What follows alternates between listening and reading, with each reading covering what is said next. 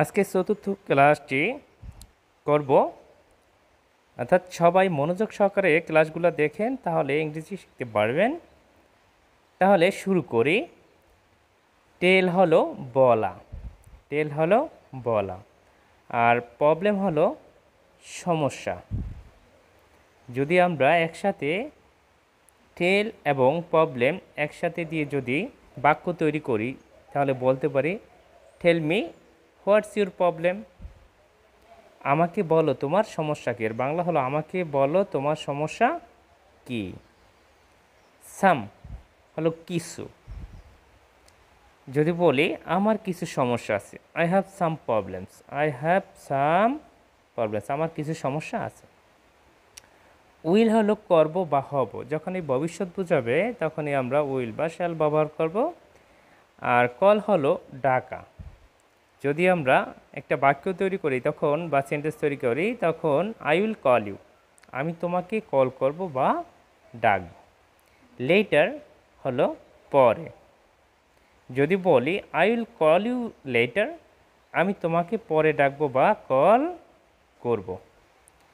Tomorrow আগামীকাল, I will call you tomorrow, আমি তোমাকে আগামীকাল কল করব। ব্যাক হলো পিছনে বা পুনরায়। যদি আমি বলি I will call you back, আমি তোমাকে পুনরায় কল করব। গো হলো যাওয়া, তাহলে আই গো আমি যাই, আই গো টু স্কুল আমি স্কুলে যাই। যদি বলি অনেক স্কুলে যায়, অনেক গোজ টু স্কুল, অনেক হচ্ছে থার্ড পারসন, এই জন্য বার্বের সাথে এস বেস যোগ হয়েছে। আর আই ইউ এগুলো ফার্স্ট পারসন সেকেন্ড পারসন, এরপরে ভার্বের সাথে এস বেস যোগ হয় না। তার মানে কি গো হলো যাওয়া, আর স্লিপ এখানে লিপ না, এখানে হবে স্লিপ, এস স্লিপ বানাম S L double E P, sleep. Sleep হলো ঘুমোতে যাওয়া।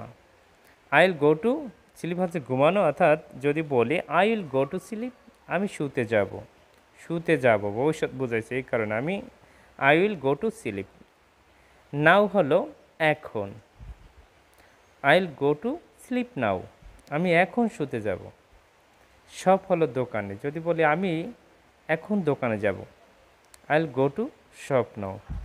তাহলে আজকের ক্লাসে আমরা শিখলাম কতগুলো বাক্য তৈরি, ওয়ার্ড নিলাম, সেই ওয়ার্ড নিয়ে প্রত্যেকটা ওয়ার্ড দিয়ে কী করলাম বাক্য তৈরি করা শিখলাম। অর্থাৎ আমরা প্রথমে এই ছোটো ছোটো ওয়ার্ডগুলো নেব, তারপর তা দিয়ে বাক্য তৈরি করা শিখব, তাহলেই আমরা বড় বড় বাক্যগুলো তৈরি করতে পারবো। ধন্যবাদ সবাইকে।